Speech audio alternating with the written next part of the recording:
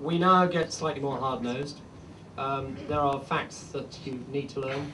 There are facts that I need to learn. There is information. There is good news, I hope. And our consultant cardiologist, Sanjay Sharma, is going to tell you a little bit with a bit more meat on it. Sanjay, come and talk to us, please. Thanks.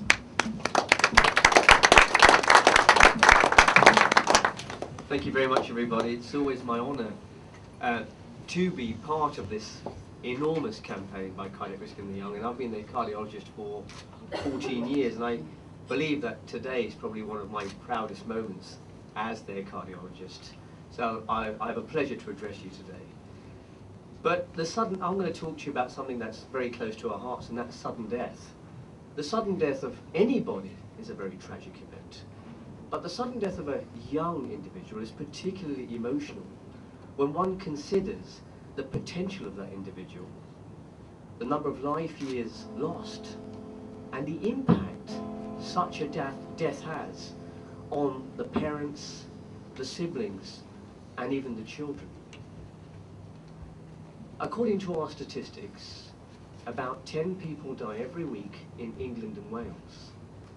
And therefore, this figure of 12 that we brand around in the United Kingdom is almost certainly an underestimate. This problem is a lot bigger than we think it is, and the real magnitude is still unknown.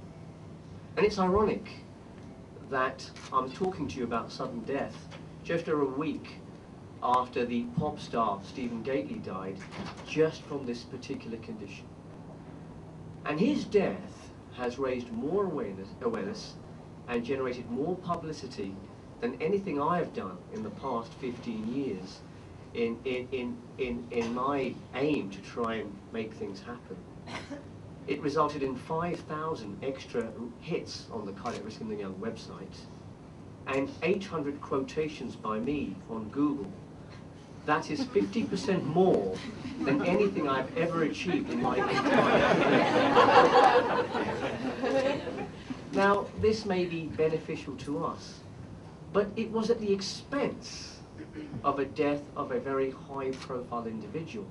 And it saddens me that it takes the death of a high-profile individual to achieve at national level what we've been trying to achieve for the past 15 years. Many of you will realize that most deaths in young people are due to hereditary, structural, and electrical faults of the heart. Most of these conditions can be identified during life, and there are various treatments available that can minimize the risk of sudden death. The government is not in a position to afford screening for every single person aged between 14 and 35 in this country, but they have a pragmatic approach in the form of the National Service Framework Chapter 8, which recommends screening all individuals with cardiac symptoms and a family history of premature cardiovascular disease. This is very laudable, but it misses the vast majority of people who are actually at risk, because the vast majority of people that die suddenly do not have any symptoms, and sudden death is often the first presentation.